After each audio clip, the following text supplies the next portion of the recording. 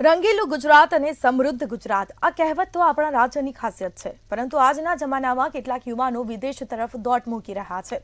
ખાસ કરીને HSC board પછી સમૃદ્ધ પરિવારના યુવક યુવતીઓ ઉચ્ચ અભ્યાસ માટે વિદેશ જતા હોય છે। આનું કારણ શું છે તે જાણવા મધ્યમ ન્યૂઝ દ્વારા વડોદરાના શ્રોફ પરિવારનો સંપર્ક કરવામાં આવ્યો અને વડોદરાનો શ્રોફ પરિવારના લાડકવાયા દીકરા અને દીકરી વિદેશમાં સ્થાયી થયા છે, ત્યારે વિદેશથી પરત ફરેલા તેમના પુત્રએ તેમના અનુભવો જણાવ્યા। સમગ્ર ઘટનાને પુત્રના માતા પિતા કઈ રીતે જોઈ રહ્યા છે, આવો જાણીએ। ભારત એક પ્રાચીન દેશ છે અને ભારત વિશ્વમાં મહાશક્તિ બનવા જઈ રહ્યો છે અને ભારતનું આયુર્વેદ હોય કે પાકશાસ્ત્ર હોય એ વર્ષો પુરાણું છે। ત્યારે હાલ ભારત પર પશ્ચિમી સંસ્કૃતિએ આક્રમણ કર્યું છે, એટલે લોકો પોતાની માતૃભાષા છોડીને ઇંગ્લિશ વિદેશી લેંગ્વેજ તો બોલતા થઈ ગયા છે, પરંતુ સાથે સાથે યુવાનો હોય કે અન્ય લોકો હોય તેને વિદેશ જવાની ઘેલછા વધી ગઈ છે। હવે ભારતનું યુવા ધન વિદેશમાં સ્થાયી થવા માટે કે ભણવા માટે દોટ લગાવી છે અને ખાસ કરીને ગુજરાત ગૌરવવંતી કહેવાય, સમૃદ્ધ પ્રદેશ કહેવાય, છતાં પણ ગુજરાતના લોકો વિદેશ તરફ ભણવા કે સ્થાયી થવા દોટ લગાવી છે।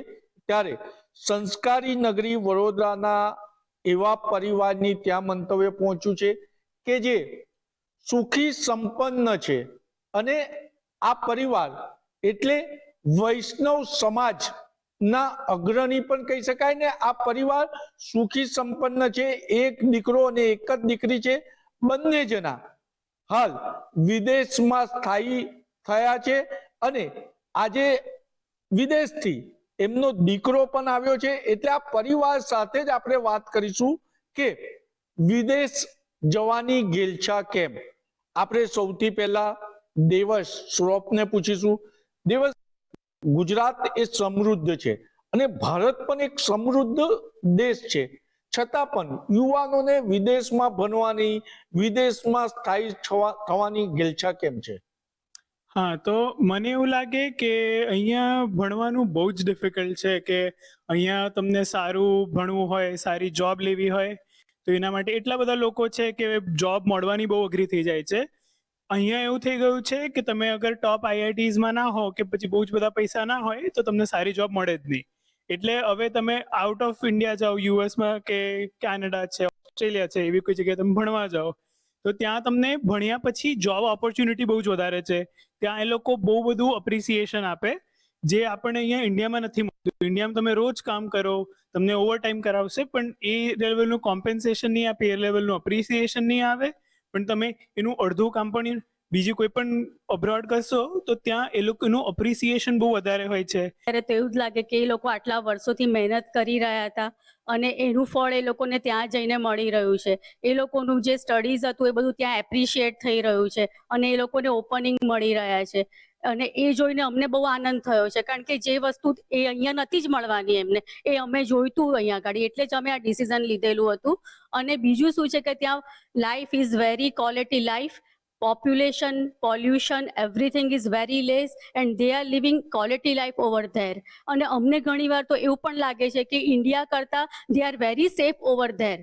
So અને we can meet રેગ્યુલરલી। સો અમને ઉડતું એવું પણ લાગે છે કે અમારા રિલેશન પણ સારા રહે છે, એમના સપનાઓ પણ પૂરા થાય છે અને એમને બધી જ રીતે સારી લાઈફ ત્યાં મળી રહી છે। સો વી આર હેપી।